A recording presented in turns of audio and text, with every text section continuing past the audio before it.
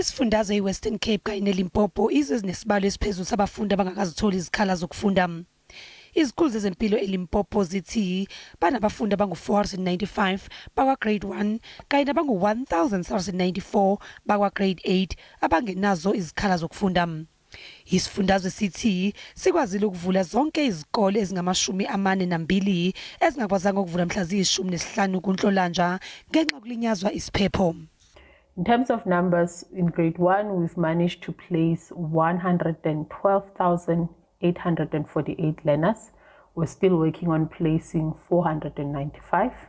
For grade 8, we've placed 119,925 learners and working to place 1,794. Njengoba iLimpopo ingakwazi ukufundela izikhala abafundi abangaphezu kwezinkulungwane ezimbili, iWestern Cape iyona inesibalo esiphezulu sabafundi abangatholi izikhala njengoba bengaphezu kwezinkulungwane eziyikhombisa. Isifundazwe iMpumalanga sikwazile ukwehlisa isibalo sabafundi abangenazikhala zokufunda njengamanje bangama-45 abasemalahleni, Middelburg kanye naseMbombela. Lesifundazwe sinikwe kuze kube uLwesihlanu ukuthi sitholele abafundi izikhala.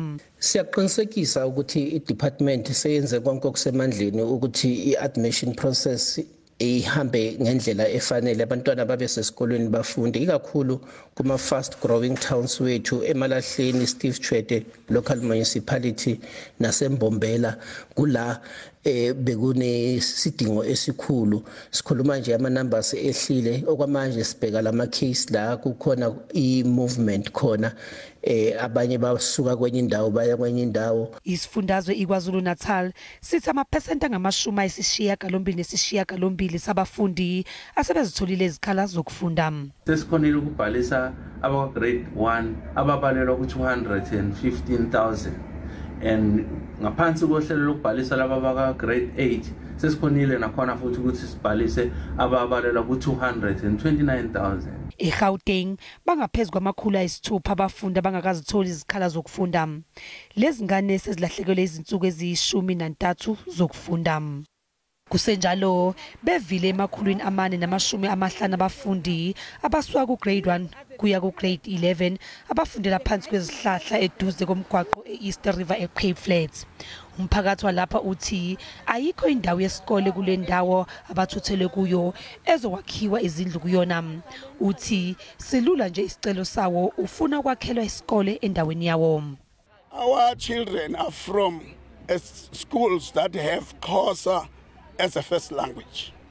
We also want a school around here in Forest Village with isiXhosa as a first language.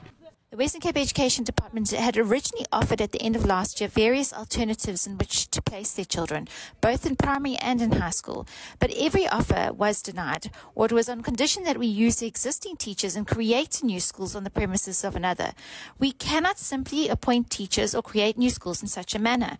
We have to consider a variety of factors, including the fact that other areas have more serious challenges with regards to admissions and should be prioritized. Lo mphakathi uthi akekho ofuna ukuzwa inhlupheko yawo.